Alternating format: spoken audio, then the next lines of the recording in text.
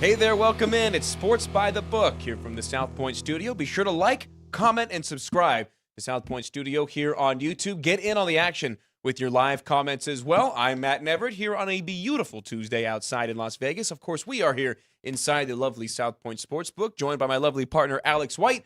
We're here to bring you all the action on the hardwood, and we'll talk some NBA basketball as well. In about 10 minutes, we'll be joined by former UNLV running rebel and former assistant coach in the NBA, as Steve Jones Jr. hops on to talk NBA. We'll talk both men's and women's sides of the NCAA tournament. JJ Uribe joins us at 3:30 as well. We're talking hardwood and some early season baseball storylines as well. Alex, a big night last night in the women's Elite Eight.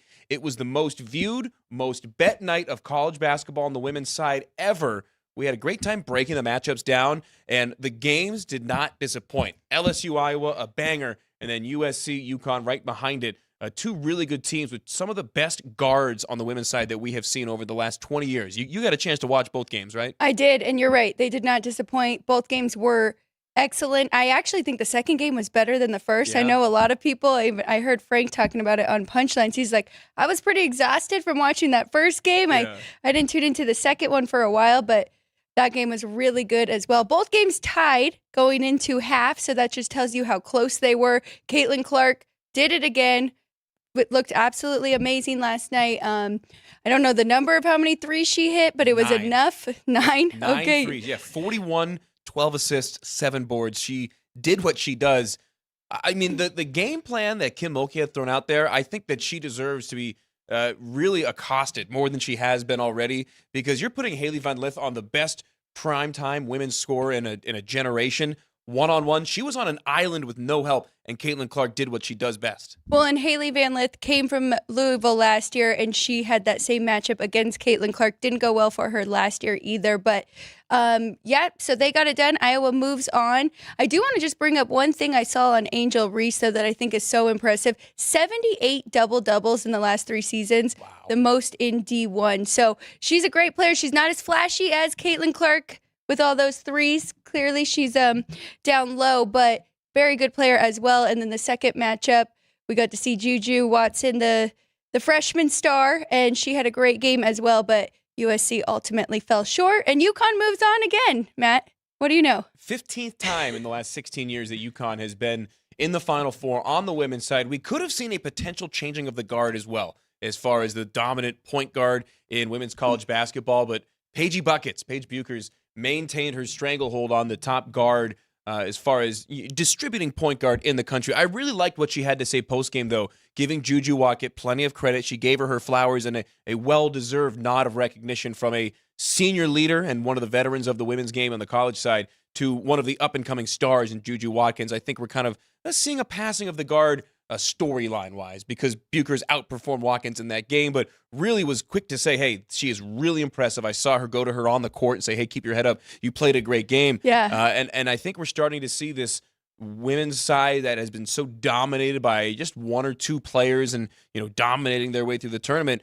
The parity this year in the women's side has been way, way more than we're used to seeing. And I'm really excited to see what players move on. WNBA is getting even bigger as well, so we'll see that come up here close. But I would have loved to see what we saw from Paige for her entire college career if she didn't go through the injuries that she did. But again, with her post-game interviews, had a lot to say about, everybody goes through their trials, and it's for a reason, and it made her stronger. So I'm excited to see her at the next level. And was going to bring up the betting numbers because a couple different books reporting that the Iowa-LSU game was the most bet women's college basketball game ever. I actually just got an update on my phone as we took the air about the viewership numbers. Okay. We were trying to find some viewership numbers.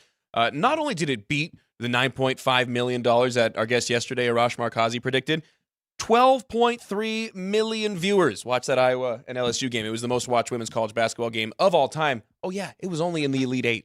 Right, exactly. So we still have a lot more to come. So most viewed and most bet right there. And he did also say, it was Seamus Powers, who's with BetMGM, said that the USC UConn game was the third most bet game of all time, at least for the numbers that he had tracked. Last year's national championship, number 2, it was number 1 before yesterday. So, yeah, still a lot going on the women's side. NC State takes on South Carolina. That one coming up on Friday from the Rocket Mortgage Fieldhouse in Cleveland. And then Connecticut, Iowa. That's going to be the game of the year. I think that one's going to get close to some viewership records as well. And we'll talk plenty of the men's tournament, the Final Four games coming up on Saturday with both JJ Uribe and Steve Jones Jr. in about 5 minutes. But want to get into the NIT because we've got NIT semifinal action tonight, the Final Four of the National Invitational Tournament. And we'll start it off with a game that starts at 4 o'clock, right when we get off the air on ESPN. A fun one between Utah and Indiana State. Indiana State, a team that really should have been in the NCAA tournament. There was a lot made about the bracket when it came out as far as seeding and as far as the teams that were left out. I think out of the teams that were left out, 2 of the Final Four here in the NIT, including Indiana State and Seton Hall, probably should have got in. But this Indiana State team, led by Robbie Avila, a.k.a. Kareem Abdul-Jabbar, a.k.a. College Jokic. He's got some great nicknames that people have come up with him for, but not only is he a great player, he's a great personality, and he's got a tough matchup. This is a big Utah team that the Sycamores will be playing against tonight, but Indiana State at home, laying 4 points, a total of 161.5, and these are 2 teams that really like to push the tempo. So you started off with the headliner there. Both Indiana State and Seton Hall really probably should have been in the NCAA tournament, both proving that here, especially making it this far in the NIT. Crazy enough, I lean to both dogs. I think these are going to be close games, but my best bet in both of these games is the under. So first one, this one, Utah and Indiana State, 161.5. Now it has gone down a little bit, but both these teams have been hosting. They've been playing at their own home court. So their numbers have been great offensively, their shooting numbers, their percentage. Now they have to adjust to this neutral site. I think we're going to see those numbers drop. Honestly, Utah's average on the road, 72 points per game, and opponents just 77.5. I don't really think we're going to see either team hit 80. Maybe Indiana State a little bit, but I just think that 161 is a little bit too high. I think this game's going to land in the 150s. And you had some interesting notes on our little rundown about the average length of possession for both of these teams. Tell us a little bit more about what you found there. Well, average length of possession for Indiana State here, 15.9 seconds, so they do like to push the ball up the court offensively, slow it down defensively, force teams to really take their time, 17.7 average possession length there. So I just had Indiana State, so you might have had Utah's thrown in there? A little bit, yeah. Where did it go? Can't find it. It's gone. But my focus on this one was on the tempo. 2 teams that really like to push it. They do. Is this a game that you had set a number for? Yes, way under 154. Wow. So that's why I do like this under. And then with that factor in of them going to a neutral court, yeah, I can see that going under. The pace does scare me. It could start really quick. Maybe this is a game you want to jump in and kind of wait and see how it starts off. But according to the number, we're going under here. Good value there. Just to give folks a little bit of context as far as your numbers, you have a 7.5 point discrepancy on the total. Where does that fall for you as far as how big or little of a difference that makes in your handicap? 5 points. I have to have at least a 5-point difference for it to even be a play. Okay. And then the bigger than that 5, maybe you want to up the unit size a little bit there. But then for the sides, 2.5 points on the side. And what was the spread that you had set on this one? So really, I have this one, Indiana State -1.5. It does, now that it's moved, because I think it was 3.5 most of the week. A little bit bigger. Now that it's moved to 4, could jump on Utah here grabbing the points, but I really like that under more. And then the other game in the NIT Final Four starting at 6:30 on ESPN, The Deuce, Georgia against Seton Hall. This Seton Hall team, the only team in the country to win 13 games in conference play and not be awarded with a bid to the NCAA tournament. They've been playing like a team that has a chip on their shoulder all tournament long, and I think this Georgia team, who has to go on the road and head up to New Jersey to take on Seton Hall, may not know what they're in for. Shaheen Holloway has been phenomenal with the Pirates this year. You're right, and they're coming off that game against UNLV where they looked outstanding. That's why I stayed away from the sides here, even though my number definitely has a play on Georgia as well, but made this total 134. Let me check that for sure, but definitely 5 points lower than this line that we have here. So I like this under as well, and I think we'll see a little bit of regression. I was just talking about Seton Hall and what they shot, 56.5% against UNLV. Again, they were at home. Neutral site again here, so I think we'll see a little bit of adjustment. But this Georgia team has been very impressive. I mean, they've taken down really high seeds. Wake Forest, Ohio State, which I had Ohio State going pretty far here in this tournament, especially how good they are offensively. So, and it's really been their defense as of late, holding teams to just 72.6 compared to 76.8 throughout the season on the road. So I think this is going to be a tighter defensive game as well. The big thing for me with Georgia is, where does the scoring come from? They've had 3 different top scorers in their 3 NIT wins as the Bulldogs in the NIT semifinals for the first time since 1998. The one thing that I saw that was interesting, a couple different players had said that the environment is not going to be a big deal for them because they've gone into some big-time SEC schools, environments, arenas this year and have come out with the victory. So that is really one area where I think Georgia has the advantage over all 3 of the other teams in the NIT, is being able to go into a hostile environment and win.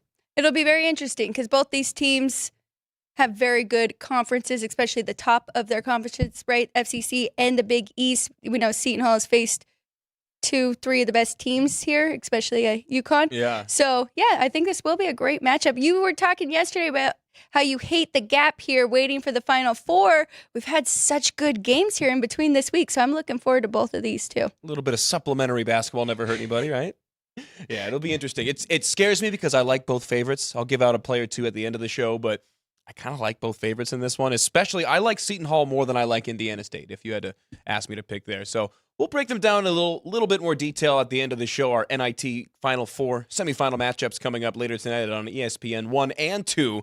We're about to take a quick break here on Sports by the Book. When we return, our man Steve Jones Jr. hops on. We're talking basketball, both in the NBA and in the NCAA tournament on the men's and women's sides.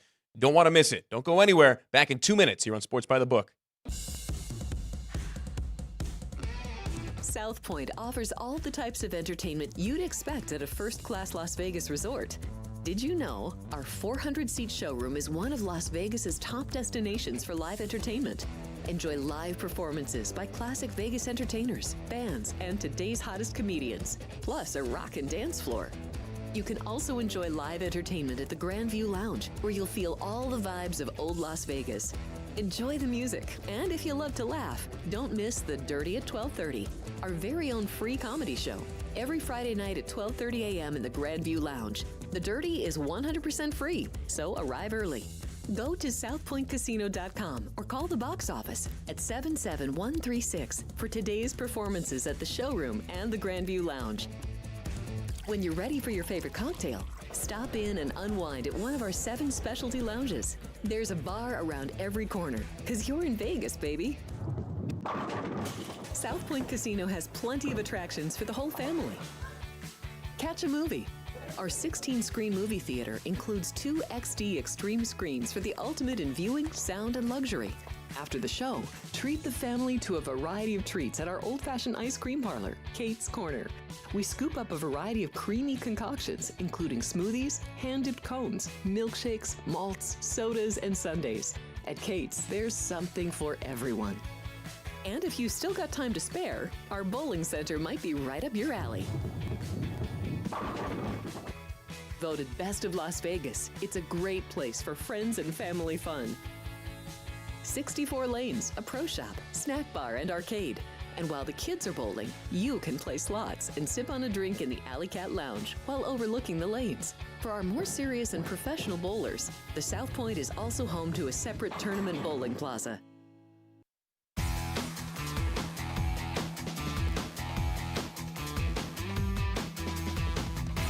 Hey, welcome back. Sports by the Book, along with Alex White. I'm Matt Nevert here from the South Point studio. Be sure to like, comment, and subscribe to the YouTube channel. Leave your live comments as well. See who you like in the men's Final Four of the NCAA tournament. All right, joined now by a friend of the program, former UNLV running rebel, former UNLV assistant coach, current NBA and general basketball media personality, Steve Jones Jr., joining us on the show. Steve, thanks for joining us again. And we're going to start with the NBA. We were talking off the air, and we've been kind of distracted as far as the NBA goes with all the college basketball taking place on both the men's and women's side. Thrilling action nonetheless. But in the NBA right now, the Western Conference, Steve, really something to keep an eye on because there's 4 teams right near the top, really 3 near the top, but there's about 5 or 6 teams that are really threatening to win the Western Conference. Right now we're looking at the Nuggets, plus 120 with the best odds to win the Western Conference. Right behind them, the Clippers at 3-1, the Thunder at 5-1, the T-Wolves at 10-1, and then you got the Lakers, Suns, Mavericks, Warriors at 12-1. We'll start at the top. The teams with the three best odds, Steve. The Nuggets, the Clippers, and the Thunder. What separates these three in your eyes moving forward as you consider, a Western Conference champion in the playoffs? Well, I think what separates them is when you look at the Denver Nuggets, one, coming off a championship, two, the resurgence they've had post All-Star break, being able to be 16-4 behind the play of Nikola Jokic, being able to win without Jamal Murray. They're just such a machine right now offensively to where it's really hard for defenses to lock in on what they're trying to do. It's really hard to adjust on the fly. Nikola Jokic can make every shot. He can make every pass. They keep the ball moving. And so they're just so tough to deal with, and their defense has continued to improve. So they're looking to build on last year. If you're talking about the Thunder, that is a team that has a specific style of play. They're going to drive the basketball. They're going to cut. Shai Gilgeous-Alexander has been outstanding, but they believe in what they do. They believe in who they are, and that's something that should carry them. Obviously, it's carried them to the 1 seed as we talk right now, but that's something that should carry them in the playoffs. Experience is one thing, but sometimes you don't know what you don't know, so that could be an advantage for them. The Clippers, feels a little dark horsey. They've taken a step back, but starting to find their groove a little bit. If you have the talent of Kawhi Leonard, of James Harden, of Paul George, that becomes even tougher to deal with in a playoff context, in a 7-game series where you have to deal with them. They have experience. They have leadership. They know what to do, and they're versatile, which is important when it comes to the playoffs. I'm going to jump into a game here, Steve, and I want to kind of ask you broadly about the Lakers, who have won 6 of their last 7, 3 of them on the road. Now tonight, they're going to Toronto. These two have already played once. Lakers won that one 132-131. We know the Raptors are already eliminated, but the Lakers are a 12-point favorite here on the road. How motivated do you think this team is? Do you think they could cover that spread? And then moving forward through the playoffs, are they a real contender in the West? I think the Lakers are very motivated. When you look at what LeBron James is doing in this age, at this season, putting up 40 points in Brooklyn, that tells you what time it is. It's time for them to ramp up. Now, their positioning isn't great. It'll be interesting to see who plays. They are on the first night of a back-to-back, so I think, there's always a question mark with LeBron and AD. Which one do they play? But they play the Wizards tomorrow, so we'll see. I would say the Lakers are hungry. Rui Hachimura is playing a lot better. Their defense can be up and down, but they are a smart team. They know what to do. But this time of year, LeBron's looking to push. I think they're trying to get themselves right into a rhythm. When it comes to the playoffs, obviously they're still in the play-in, but if they can navigate their way into one of those first-round series, as long as it's not Denver, that 1 or 2 seed, it might not be the best draw. I'll put it that way. And the Lakers right now, 12-1 to win the West, 20-1 to win it all. And with the Western Conference odds, I mentioned it, you got 4 teams at 12-1. The Lakers, the Suns, the Warriors, the Mavericks. If I handed you a Benjamin right now, $100 free bet on one of those 4 teams at 12-1, who is your wager going to be on? I'd probably go the Dallas Mavericks right now. Interesting. With the way that Luka has been playing, making a strong push, they've moved all the way up to the 5 seed. Him and Kyrie Irving have much better chemistry. They've made trades and moves to make their defense a lot better, adding PJ Washington, adding Daniel Gafford. So defensively, it's not necessarily an A+, but it's good enough for what they need to do. Offensively, you have to deal with Luka. And whatever you want to throw at him as a defense, whether it's putting 2 on the ball, switching, he goes ahead and takes care of that. You have to, that opens things up for their offense. They know how to play. They have a style. So that's not someone you want to have to deal with in the playoffs over and over again. So of those teams, I'd probably go Dallas. All right, well, let's go into Dallas's game tonight because they are taking on the Golden State Warriors, who are still in that tough spot down there by the Lakers. Might get a play-in game here. The Mavericks -1, total 231.5. Do you like anything for our viewers here? I would not be surprised if we see a lot of offense in that one, considering the style of play and the pace that both teams will look to go with, especially with that game being in Golden State. Stephen Curry has been in a slump, so I would expect him to bounce back. It's an important game for Golden State. Also, considering how many people they may want to throw at Luka and how many people they may not want to throw at Luka, keep an eye on that. Who's going to guard Kyrie? So I would anticipate points. I would anticipate a lot of fun, a lot of shot making. I would probably say Dallas goes ahead and takes that win, by the way. Throw that out there. That's a tough matchup. It's the second game tonight on TNT, the nightcap of a twin bill. The early game at 4:30, we're just about an hour away from tip in Philadelphia, city of brotherly love, hosting the 76ers and the Thunder. And this is a really interesting matchup. Joel Embiid expected to play in this game. Right now, the Thunder laying 5.5 as a decent-sized favorite. You had mentioned the number 1 seed in the West. This Thunder team, obviously legit. They're young, led by SGA, who has scored, I think I saw the number, 30 points 50 times this year, which is just incredible what he's doing. Do the 76ers have the answers to not only cover the spread, but to win outright as a plus 175 underdog tonight? Well, the one eyebrow raise is Joel Embiid. Will he return? Is he out? Is he back to questionable? That changes a whole lot of things because they don't necessarily have the size to deal with a person like Joel Embiid. OKC is very good at double teaming in the post and rotating out of it. So that's something to keep an eye on. As far as Philadelphia goes, I think defensively, they have the ability, they have the mindset. It'll be interesting to see if Tyrese Maxey also shows up. But with Oklahoma City, I think their ability to consistently drive the basketball, their ability to throw in zone defenses to a Philadelphia team that, has gone up and down when Embiid is out, it would be tough to not see Oklahoma City taking their style of play and continuing to play it. Jalen Williams has been really good for them. So I think Oklahoma City will be able to counter what Philadelphia does defensively pretty well. Steve, big news if Joel Embiid comes back. And I mean, that was the news that it was sometime this week. What does that mean for Philadelphia? Do they have a shot at the Eastern side now? Odds to win the East, 18-1. Well, they got a much better shot than they did before when he was out. I'll tell you that much. Duh analysis, I know. Honestly, when it said he was going to come back, I felt bad for Boston and Milwaukee because I'm looking at, hey, you've had a great season. You've battled through things. You're the top 2 teams in the East. Your reward in the first round could be the Miami Heat and or the Philadelphia 76ers with Joel Embiid. Yeah. I think with Embiid back, it's going to be tough because of their path, but he was playing at such a high level before he got hurt. And with him and Tyrese Maxey, and as a team, when you have an injury, you have to figure things out on the fly. It can kind of make things a little bit more whole once the superstar piece comes back. So I don't know if they can make that deep of a run just because of who they might play, but that's not a team I want to sign up to play against in the first round. And if they're able to get out of that, sky's the limit. Certainly not against a healthy Joel Embiid. He's one of the toughest guys come playoff time to really make a big stop against down low. Steve, want to get your thoughts on a game that I have a play on tonight, and it's between the New York Knicks and the Miami Heat. The Heat, a 2.5 point favorite with a total of 208 points. Before I reveal my play, your thoughts on this game? These are 2 teams kind of in a similar spot in the Eastern Conference right now. I have a guess on what it might be, but this is what some people call real basketball right here. Yeah. The Knicks and the Heat, not just the rivalry. We're going to play defense. Both these teams are going to play defense. It might be ugly. Miami is always willing to get in the mud defensively, throw zone at you. New York is totally willing to also do that, active defensively. So I expect a lot of defense in that game. Little rematch as well. So it'll be interesting to see what Miami throws at Jalen Brunson, what the Knicks throw at Jimmy Butler. But my mindset is seeing how these teams want to defend each other and how many points they don't score.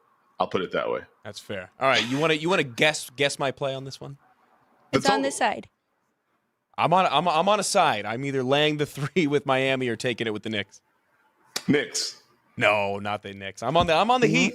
I think the Heat cover the 3. They are in what I call Spoelstra playoff mode. They are one of these teams, like any team that involves LeBron James, where they find a way to click at the right time, and they are really into that mode. Back-to-back blowout victories coming into this one. And as you had said, real basketball, any game against the Knicks is a different type of matchup. And I think with what Eric Spoelstra brings to the table from a coaching perspective, plus the personnel on the floor, I think this Miami team is able to adjust a little bit easier to this Knicks style, the stifling defense that we're so used to, than some other teams. Am I close? Am I way off? Your thoughts on my handicap there? No, that's spot on. I mean, the Heat are one team that you should believe in, especially this time of year. So I totally get it. I was just a little surprised.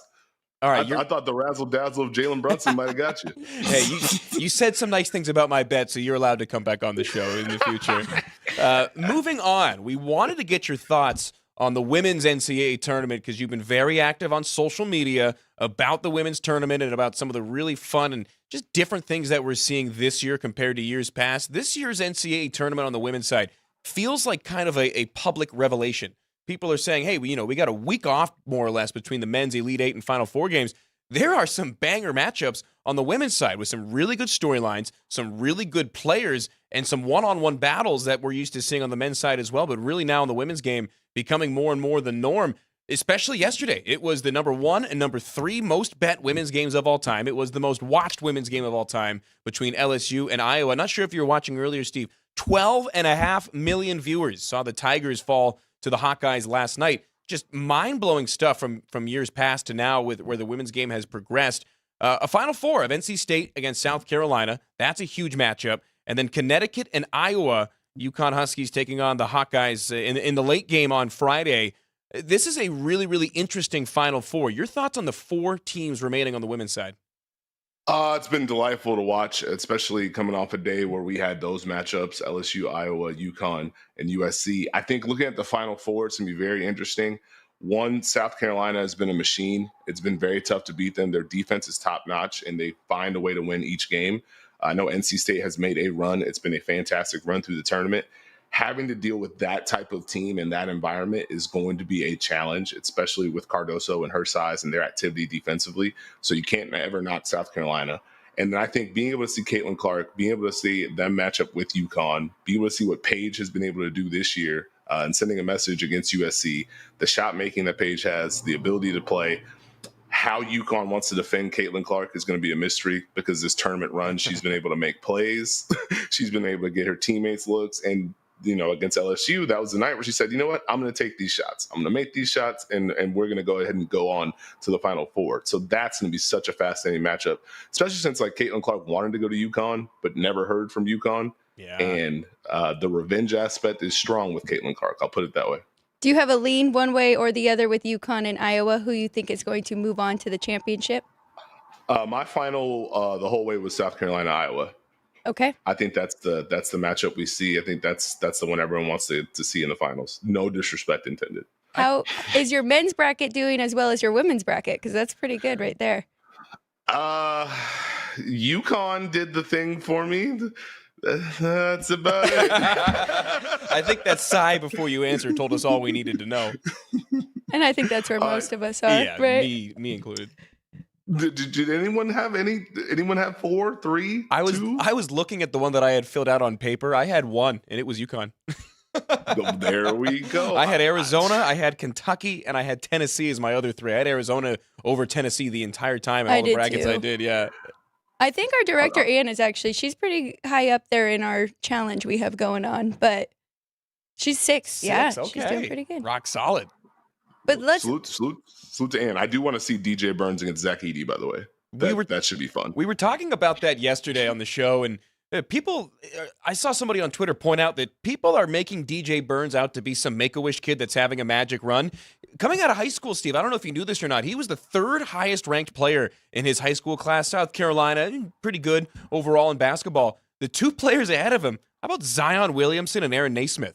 DJ Burns was ranked only behind those 2, and it's a real clash of styles in that game. I think that's the matchup everybody wants to see, and it's going to be really, really interesting to see how DJ Burns, with his size and his physical presence, tries to go underneath and around Zach Edey, who's just at 7'4", going over everybody and drawing fouls. Do you think Burns can play enough defense without getting dragged behind and without being forced to foul and get into that trouble early to where it'll make a difference? Or do you think Edey does what he has done all tournament, get to the free throw line, get the other team's bigs in foul trouble early?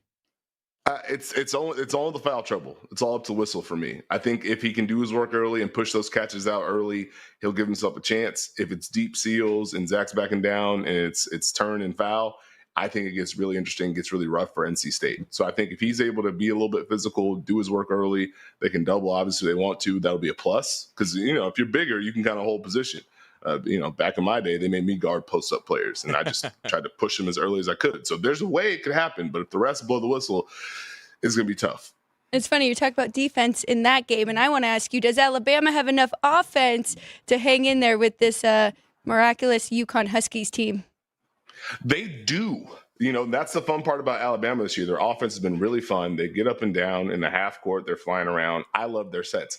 I wonder what that looks like against UConn, who defensively has been able to do things, especially taking away things in the paint with their size. So that's where I'm like, I like Alabama's offense.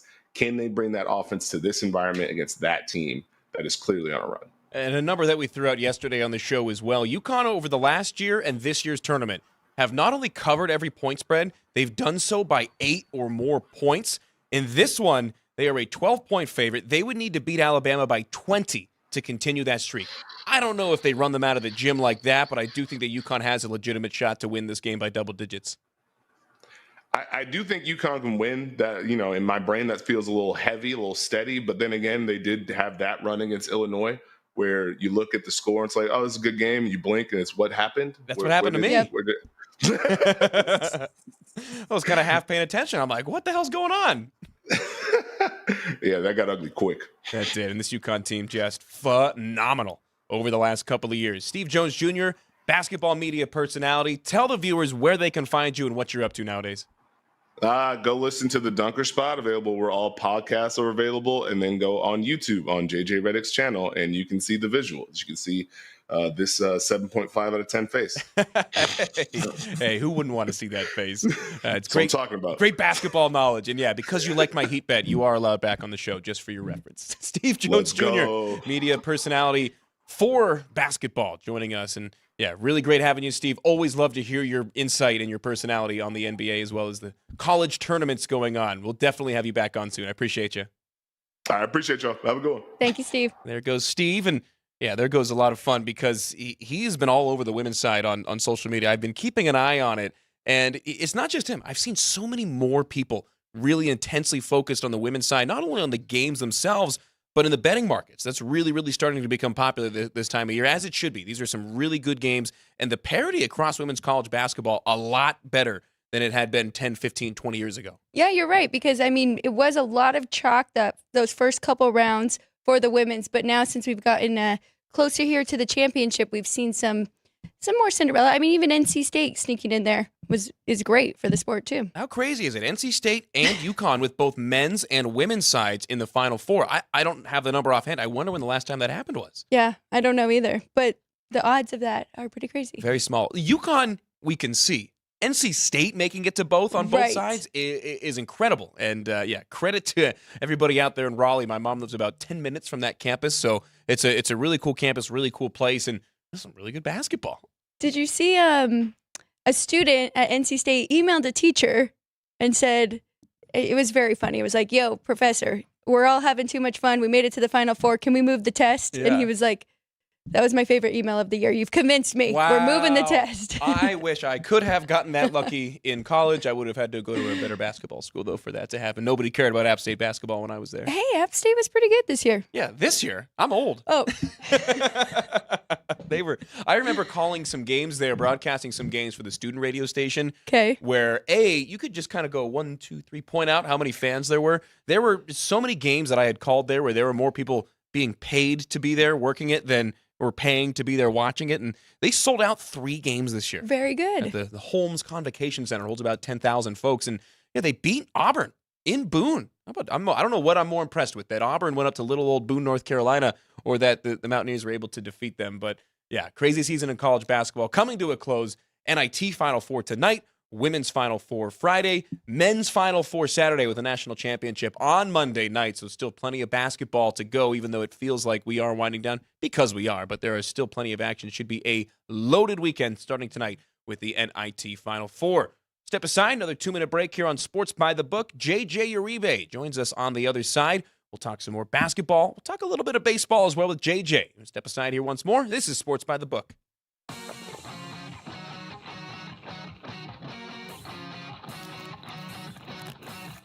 Once you've satisfied your hunger, get ready for more of the hottest casino games in Vegas. Our 24-hour, 30-table non-smoking poker room proudly hosts all the most popular poker games with a variety of betting limits. Visit the poker room for a schedule of daily tournaments. Whether you're going to hold 'em or fold 'em, the best place for poker is at South Point Casino. You'll notice that our craps tables are usually the loudest in the casino. If you've never played, join one of our free craps lessons to find out what makes this game so exciting. Check with the craps dealer for schedules and give it a roll. Bingo is also an exciting way to spend your time. We offer 7 sessions of bingo every day. And each session includes a cash ball jackpot, 12 bingo games, a progressive double action game, and a $10,000 bonus coverall. Electronic units are available. If you haven't played bingo with us, give it a try today. Guests can also get in on the action at our one-of-a-kind race and sports books. 2 separate rooms designed to maximize your experience and comfort. Our sports book, with over 400 seats, puts you right in the middle of the action, 24 hours a day. The friendly ticket writers are happy to help, and it's conveniently located next to the famous Del Mar Deli, where you'll find supersized portions of delicious deli items like roast beef, pastrami, and Reuben sandwiches, or soups, salads, and pizza, plus spectacular desserts fit for a king. And right next door is the race book, over 150 seats, each with its own TV screen. There are 16 interactive player terminals, so you can bet right from your seat.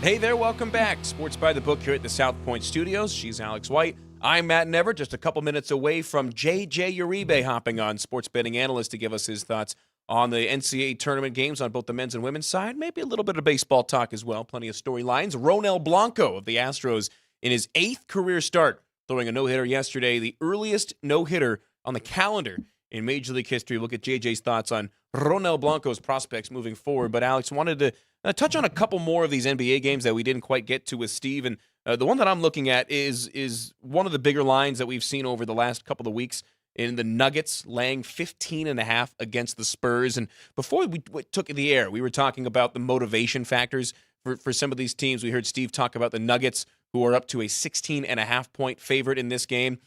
The number feels huge. The Spurs team young, trying to build around Victor Wembanyama. This was never going to be a one-year project. 16.5 feels like a giant number. Is this one that you would set a line on? Yes, actually, but let me pull that up here. But I don't know, that makes me nervous because the Spurs are definitely one of the worst, 9-30 on the road this year. And that's just straight up. That's not covering the number, but still, I think you'd be better off taking some prop bets on Victor than jumping in here on them for this game. But I was going to ask Steve, I totally forgot. I wanted to ask him, what is the motivation for these teams that have been eliminated? Because you do see them pull out wins. We saw it in hockey, saw it yesterday with the Penguins. They beat the Rangers. So there's still motivation. They're still playing for their jobs, right? Penguins only 3 games behind the Capitals for the last spot in the East. They're still hanging in there. Probably their biggest rival in that Eastern Conference. Yeah, so, I mean, it's interesting, and you never really know, but his number was crazy about the Nuggets since the All-Star break. Yeah, 16-4. So betting against them is, I wouldn't do that right now. I mean, the number feels so big. It's interesting because you see a team like the Jazz. Remember when we had Curtis Terry on, whose brother Jason is an assistant coach for the Jazz. He's got a little bit of insight there.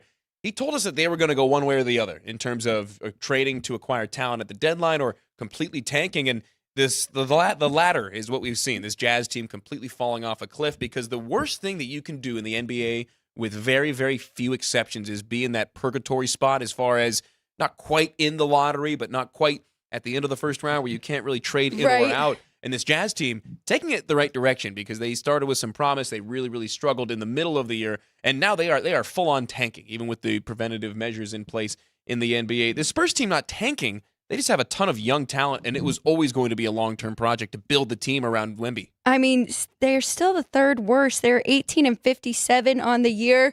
We talked about the Pistons all year long, 13-62. So, I mean, the Spurs have 5 more wins than the Pistons, who we've been talking about all year long, and their losing streak, right? That was pretty historical there for a while. So, not much better there.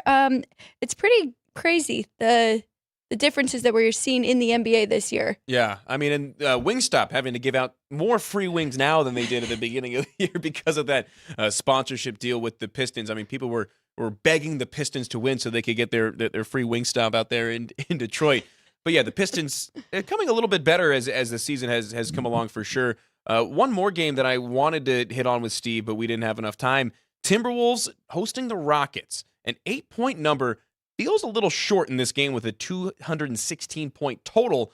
The Rockets, with a lot of young talent, they're in a very similar spot to the Spurs as far as young talent. They knew they weren't going to be any good this year, and this Timberwolves team, who at one point was the number 1 seed in the West, still doing what they do best in terms of defense and having Anthony Edwards basically every other game make a highlight reel dunk that we'll see on social media for the next 2-3 weeks. But this Timberwolves team now, certainly not where they were 2-3 months ago. Oh, definitely not. I mean, but it's really interesting. The Rockets here, they're in a weird spot because they are still chasing Golden State and the Lakers really for those play-in spots. They're 2 games back from the Warriors, so they will be highly motivated in this one. I do have some numbers on how they have done on the road, though. Just 12-24 straight up on the road. Timberwolves 26-10 at home this year. So, like the Timberwolves to win the game, whether they cover that big number or not, that I don't have much an opinion on. Yeah, I mean, what was the number on the T-Wolves again at home? Was it 26-10? 26-10. Wow. So that's striking. Yeah, maybe think about it. And if you're a teaser player in the NBA, I think this is a line that may be a good one. Get the T-Wolves down to about 3-4 point favorites at home. That one down to 7.5. So you'd actually get them to a 2.5 point favorite. You got to find a partner to dance with, right, so to speak, on the teaser line. But if that's your game, think about it. One other game that I had in mind, circled it on the rundown when we were looking at the games pre-show, 577, 578 on the rotation number. It's the Clippers in California's capital city taking on the Kings, and the Clips laying the 3. All of a sudden, a knee flare-up for Kawhi Leonard has his status in jeopardy. We heard Steve talk about how important that is to have all their big guns ready to go come playoff time, and we may or may not see a lot of Kawhi Leonard the rest of the way out, at least in the regular season. Yeah, you're right. I mean, they have to save their best players here. I would look to Sacramento then because they definitely have a lot of motivation in this one. Interesting because few of these games going on have played twice already this year. This is one where these two have already seen each other 3 times. The Clippers won 2 of the 3 by quite a bit in those first 2 matchups, 131-117 and then 119-99. But the Kings found a way on February 25th. They won 123-107. So I would look at the Kings finding a way in this one as well, especially without Kawhi. And then what's your handicap on Mavericks Warriors? Because that, in my eyes, is the best game of the day around the NBA with the most playoff implications and just in general, the best basketball that will be played. This Warriors team kind of doing what they do. Middle of the season, they were about middle of the road. And then all of a sudden, here we go. Steve Kerr getting the boys ready to go. Jonathan Kuminga really emerging as a young player that they can be trusted come playoff time. Klay Thompson accepting a role that's been kind of laid out for him as he ages. We'll see, not as gracefully, I'm sure, as he'd like to, but still able to, really in short spurts do a great job of spotting up and making the open jumpers. And then, of course, Steph Curry doing what he does best, and that's leading this Warriors team to all of a sudden relevancy in the Western Conference. And then the Mavs with Kyrie and Luka starting to really, really mesh together. It only took them a year, but they're really starting to become a very, very potent 1-2 tandem for the Mavericks. What are your thoughts, and what did you make the number on this game when you set the line? Right here, where it is, pretty much a pick-em between these two. Actually, with the Mavericks being favored by 1, though. I think that's what I said to Steve. But I'm with him. I like the Mavs in this one. You're talking about the Warriors, who have won 4 in a row, but if you look at the teams that they've played, I mean, they played the Pelicans, they played the Spurs, so not great matchups for the Warriors. I still don't trust them a whole lot.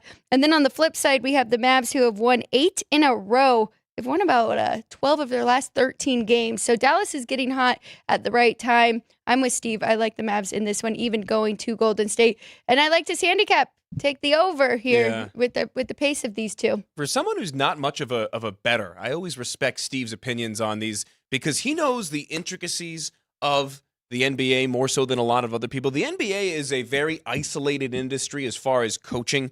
It's one of those, once you're in, you don't get out, and you kind of just bounce from team to team to team. So for someone like Steve to be able to join us and tell us his thoughts on exactly, what is happening, because in college basketball, there's so many teams.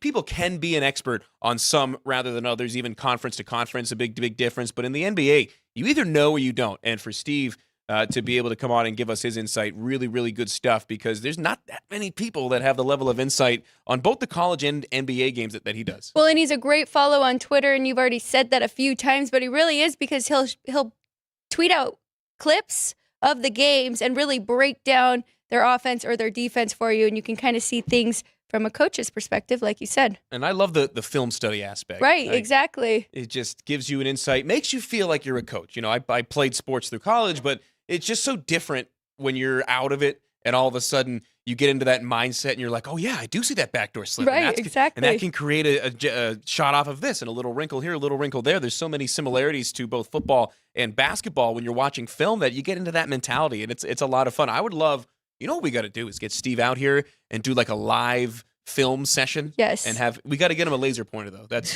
first and foremost, either a laser pointer or a telestrator, one way or another, a la John Madden. Have him drawing some pictures for us. Okay, here's an idea. NBA Summer League here, right? Every Bingo. year. Yeah. So maybe he'll be out here for that. I like that idea. We can get him in the studio. We could plan that. And let's make it happen. The hostess with the most is behind the glass, and Goldstone directing for us. We'll take a look at some baseball. You want to talk about some baseball here early on in the season with some of these individual matchups today. Some good storylines already in the season, as we had mentioned, with Ronald Blanco throwing that no-hitter. Not a lot of offense in that game. That has been the opposite of the trend that we have seen in baseball this year. The juiced balls might be back. 66% of all games played so far in Major League Baseball coming into today have trended to the over. And another number that I saw that I don't know if I even mentioned to you, Alex, can you guess what the percentage of home teams winning so far this year is coming into today? I could, but you already told me the answer. Did so I tell I'll you be cheating. 37%?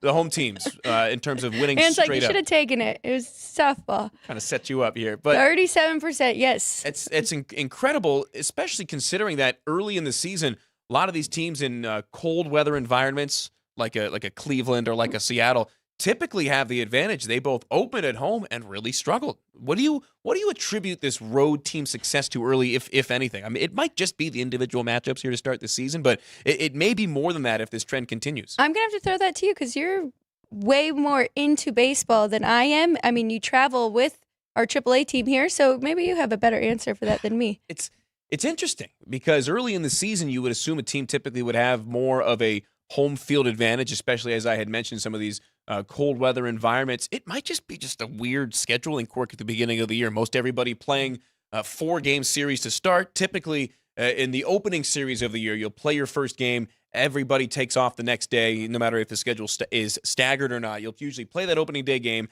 have a day off because there's some more pageantry and some more things that the players have to do from a logistics standpoint in the first game of the year, and then getting back into it. So maybe that day off affecting the home teams more than the road teams here early on. But, a lot of high scoring and a lot of teams that we have expected to do well doing just that. The Braves winning and covering numbers more often than not. The Braves also 3-0-1 to the over. The Dodgers playing a lot of over games, just about everyone. And then on the other side, the Yankees and the Astros basically went under in each of their 4 games. Yankees sweeping the Astros in Houston. Huge storyline to potential AL playoff teams. So those really the only two that have been trending a lot to the under, the Yankees and the Astros because of their pitching. And then Ronald Blanco goes out there and throws that no yesterday, and the Astros are 3-1 to the over. How about the Yankees? Haven't gone over yet. 0-4-1 in that regard. That is incredible, really, when you think about it. But you're right. High-scoring games, 66% of the games have gone over. They're 42, 22, and 5 to the over. I think we'll start to see that adjust a little bit. But White Sox are trending a little bit to the under, 1-2-1 to the under. The Astros, you brought them up. The Tigers, are they still undefeated here? Heading into today, they are. 1 of 4. It was the Tigers, the Brewers, the Pirates, and the Yankees, the only undefeated teams in baseball coming into the day. I don't know who had that on their bingo card, but the Tigers are undefeated. They are also 1-3 to the under, depending on how you like to say it. Some people like to switch it and say 3-1 to the under, giving that the highlight there. But yeah, it's been crazy. A lot of overs. The Reds, Nationals, and Phillies all 4-0 to the over so far. Wow. And as far as the win total bets that I made, yes, all looking pretty good so far. I had the Pirates over 75.5. Of course, they are now 5-0. Just looking at the standings here, the Red Sox 3-2. I had them under. I was on over for just about everybody else. I wasn't that happy with how many overs I ended up with, but the Phillies over 90. They are 1-3 to start, but everybody outside the Braves in the NL East is at least 1-3 or worse to get started slow. I was on the Mets over and the Giants over. The Giants 2-3, but they've had some really tough matchups to start, and then the Mets 0-4. So not great, but I'll take the Pirates. That's the team I like to root for, and to have them start out 5-0. It's been fun to watch. The number that I saw yesterday, too, that kind of tells me that this could be a sustained run for them. In 5 games, they've had 4 saves from the bullpen, none of them from David Bednar, who led the National League in saves a year ago. So they have been able to do it without a lot of their best relievers going. And then once Paul Skeens gets up, along with a couple of other big-time prospects, I think this Pirates team is apt for a lot of success this year. Maybe not a World Series run, but a winning record sure in the cards. And it's kind of a studio bet now here. Everybody is on the Pirates and the over, so I love it. Yeah, you got to give the Phillies a little break here, starting off against the Braves. Bullpen did not look great, but that Braves lineup did. So you can't take much from that. We'll see how they do in this next series. A bunch of games going on today as the schedule rolls on across Major League Baseball. And then, of course, the minor league season going as well. Alex and I both heavily involved with the Las Vegas Aviators, the A's AAA team here in town. They are in Sugar Land, Texas, taking on the Houston Astros AAA affiliate. Sugar Land, ballpark to ballpark, 13 miles as the crow flies. So it's the second closest AAA ballpark to their Major League affiliate in the major leagues. Do you want to take a stab at who's number 1? I don't know. Ansys Tacoma, they are third.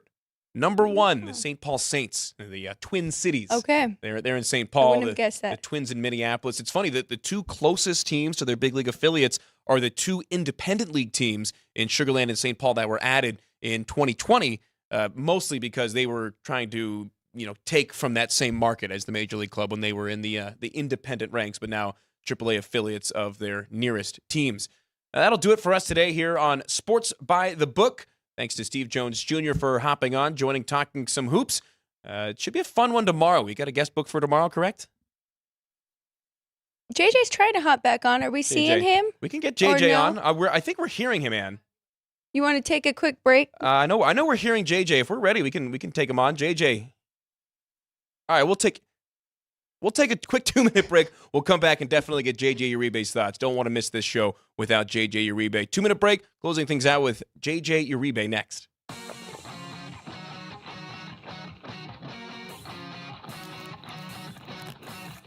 Once you've satisfied your hunger, get ready for more of the hottest casino games in Vegas. Our 24-hour, 30-table non-smoking poker room proudly hosts all the most popular poker games with a variety of betting limits. Visit the poker room for a schedule of daily tournaments. Whether you're going to hold 'em or fold 'em, the best place for poker is at South Point Casino. You'll notice that our craps tables are usually the loudest in the casino. If you've never played, join one of our free craps lessons to find out what makes this game so exciting. Check with the craps dealer for schedules and give it a roll. Bingo is also an exciting way to spend your time. We offer 7 sessions of bingo every day. Bingo! And each session includes a cash ball jackpot, 12 bingo games, a progressive double action game, and a $10,000 bonus coverall. Electronic units are available. If you haven't played bingo with us, give it a try today. Guests can also get in on the action at our one-of-a-kind race and sports books. 2 separate rooms designed to maximize your experience and comfort. Our sports book, with over 400 seats, puts you right in the middle of the action, 24 hours a day. The friendly ticket writers are happy to help, and it's conveniently located next to the famous Del Mar Deli, where you'll find supersized portions of delicious deli items like roast beef, pastrami, and Reuben sandwiches, or soups, salads, and pizza, plus spectacular desserts fit for a king. And right next door is the race book, over 150 seats, each with its own TV screen. There are 16 interactive player terminals, so you can bet right from your seat.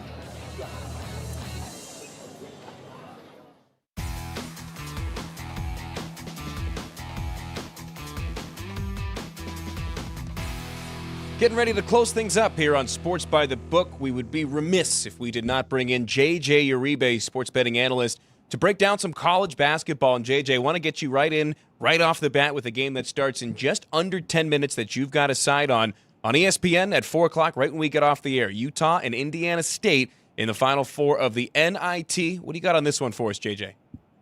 So real quick, guys, if you guys want to make a little bit extra money right now, you got 7 minutes to put your bet in. We're going to go over to the Utah-Indiana State game. Last night, the line was at 165.5. It's been bet down to 162.5, 163. I definitely agree with that that number. So bet to the under. I agree with the market confirmation. Both of these two teams, they're thought and perceived as excellent offensive teams, and I agree. However, defensively, they're even more elite. We got positive regression on the defensive side as well. Both teams top 10 when it comes to half-court style of play, defense, half-court, transition. Also, elite at rim protection. So you got those analytics that I'm looking for that I would want to play when it comes to an under. Not only that, these teams from excellent ball control. Both teams don't really create turnovers. We're talking about two teams that really don't get to the free throw line. They don't foul. And also there's going to be a limited amount of second chance opportunities because these two teams are more about rebounding on the defensive side. So when I'm looking at an under, I'm looking to make sure first I'm getting value. My numbers have this game hitting around 155. We know it's tournament time. That's going to help with the under. And every frequency that I look for, say, take the under. Only concern, they're both a little bit fast, but that's okay. It's tournament time, guys. And normally these games do tend to slow down in tempo. So I'm on it. I sent it out to the clients, and you guys got some time. Still value there. As I said, my numbers got this hitting 155.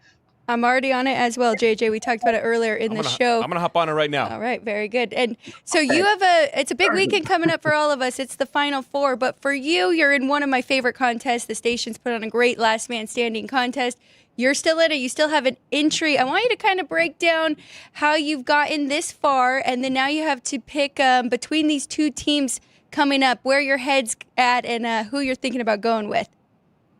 Well, I would say this. And I got to give you credit, Alex. I mean, for those of you who don't know, Alex was the champion of last year's Last Man Standing. I know you've done it 2 times, one in college football, one in college basketball. And, you told me when you're seeing it clearly, don't change what you're doing. And so I have a system that works. It's been working. For me, I'm looking – I use a lot of regression analytics. And so we know there are going to be certain teams that are playing out of their mind. There's certain teams that are underperforming. And a lot of times, if I can find an edge where the two teams played in previous games, that is also something I'm going to look at. And I'll give you guys a few situations. I've been writing Purdue a lot this year. Purdue against Gonzaga. They had played already. I had seen that Gonzaga struggled defending Edey, and I knew that was going to be something they're going to struggle again going into that tournament. Going into the tournament, the line was only 5.5. I had them winning by double digits, and that's exactly what happened. Then all of a sudden I get Purdue again. They had already played Tennessee. Purdue in that first meeting underperformed by 17 points, and they still won by 4. And so, again, that was value that I'm looking for. I'm looking for that metric value. I'm looking for frequencies that work, and that is what's kept me alive. And unfortunately for me in these next 2 games, I don't have that type of data. These teams haven't faced off against each other. However, there's still frequencies I can look at, and there's still performances and regression models that I can look at to really give me a good idea of where I'm going as far as the last man standing. I think there's only about 20 of us remaining. There was 40 pregame before that Purdue. Maybe we don't want you to give out your pick yet. Yeah, It's up to you. Well, this is what I would say, Okay. and I'm gonna try to make a compelling reason for both without giving you guys. Maybe you guys can tell where I'm going, or maybe not. But if we go to that first game, we got Purdue and NC State. NC State's one of those teams that has overperformed. They've overperformed the market, the public. They love that team. They're kind of a Cinderella story. They took them against Duke. I actually saw that there was metric value with Duke, and it didn't matter because NC State did it again. And then on the other side, Purdue, I think, has been a team that has been somewhat disrespected. I've had them number 1 in my ratings pretty much the whole year, and I'm gonna be real. I even ignored that. I said, you know what? I don't think they're going to go all the way. And then when I started realizing that their frequency takes the way they play is a championship style caliber of playing, I just knew this was a team I want to be playing. And so with all that being said, I'm going to give you guys a few reasons why I'm just leaning. It's a lean. I'm not specifically yet on the play, but Purdue is a side that at least I'm looking at. If you go to NC State, they're a team that has not played any teams that are elite with post-up style of play. The best team they've gone against is Oakland, And what happened in the tournament when they played Oakland? That went to overtime. They barely beat that team. And we know Purdue, I got much better in the power ratings. We're talking about 1 versus 177. So if you struggled against a team like Oakland in the paint, what's going to happen when you're going against a team with the highest frequency rate and efficiency rate in the country that also has a huge advantage in the height? So that's my lean. Again, there's nothing set in stone. I haven't sent anything to my clients, but I am looking at stuff like that. I have to figure out where is the value at, and do I want my last man standing on a dog, or do I want it on a favorite with the line value? So that's what I'm looking at. Are you looking at the dog, and are you looking at Alabama to try and cover that against UConn on the other side? And so okay, I got to say, and it's UConn or pass normally, but eventually the number gets just overinflated. If I'm a bookmaker, I got to look at tendencies of where the market's going. First thing I'm looking at is people are betting NC State over and over again. Where am I going to put the value at, right? It's going to be on the opposite side. And in this game, we already know UConn's going to be the public side. That's just the way it is. UConn's been overperforming at this point. You're paying a premium, but you've been getting paid. They've covered double digits going all the way back to last year. And so what I had to do was look at the power ratings. Have they played a team at the caliber of Alabama? And I'm going to be real. Alabama is going to be the best team they've played in the last 2 years from a power rating standpoint. A lot of people may not understand that, but numbers don't lie. People lie, but the numbers don't. And when I look at Alabama, this team is efficient almost in every category. They have positive regression, but I'm scared to go against UConn. One thing we know is UConn slows down the tempo. Alabama, they run and shoot. And if they aren't getting their points at the rim, because we know they're going to be attacking the rim, it could be a problem. And we saw what happened against Illinois. It was 28-24, and then they didn't score for, what was it, like almost 10 minutes? I mean, it was incredible. Crazy. I just, and listen, I did a small bet on Illinois. I finally said, you know what, enough's enough. I'm going to put a little small bet on Illinois, a little bit of line value, and I got destroyed. Now, one thing I would say is, the books are running back a number. It's higher than what it was against Illinois, but I got the better team now in the power ratings, and I'm getting an adjusted line. So that is something that I'm looking at. Alabama's definitely the lean. It's just, am I brave enough to step in front of UConn? But sometimes you got to go with the math, or you just got to pass. And right now, that's where I'm at with this matchup. So if you like UConn, I can't blame you guys, but also know you're paying a premium. If you like NC State, I can't blame you guys, but you're paying a premium. So those are the two matchups, and that's what I'm looking at now. And guys, I'm excited because it's right there. The finish line's right there. And Alex, again, I want to say thank you, because check this out. I had Duke or Purdue. Who am I going to take? I went with my first instinct. I went with the stronger process that I have. And he said, JJ, don't change anything because you're seeing it well. And that's why I'm still standing. That's what it's all about. Sometimes consistency is the most important thing in betting, especially when there's this many games and this many days on the college basketball market. So, yeah, Alex has some sage advice way more often than not. So, yeah, we're rooting for you. We're rooting for you. Yeah, she's one of the best. So she's been here before, and I just got to take it one game at a time, and I'm feeling really good with what we got here in front of me. So I think hopefully next time I'm on, I've actually won the thing. So let's do it. Yeah. Then we'd have the last two champions in that particular contest, and Alex and JJ Uribe, sports betting analyst. Thanks so much for being patient with us and joining us at the end of the show. I love getting your analysis because of the numbers and the analytics and the process that goes into it. It is very unique and more often than not right. So we appreciate you coming on and divulging some of your inside info for us here on Sports by the Book. I appreciate it, guys. Let's cash. Let's have a good one. That's what it's all about. Thank you, JJ. I love JJ. Oh, that'll do it for us. Let's end on a winning note as this game between Indiana State and Utah tips off from Hinkle Fieldhouse. Alex and I are both on the under. I did get that bet in while JJ was explaining the answers. So I'm in. She's in. Might not be too late for you to get in. Take a look at a live number. Jerry and Behind the Glass are both in. So it's just about a squad ride. Out of the five of us in the studio, we're just missing the Drew Dog, but we'll give him a free pass on this one. That will do it for us today. Jeff Parles back in this very seat tomorrow. here in the same time, same place, Sports by the Book from the South Point Studios. For Jerry and the Drew Dog and my partner Alex White, I'm Matt Neverett saying thanks so much for tuning in. Jeff Parles back tomorrow. And until then, so long.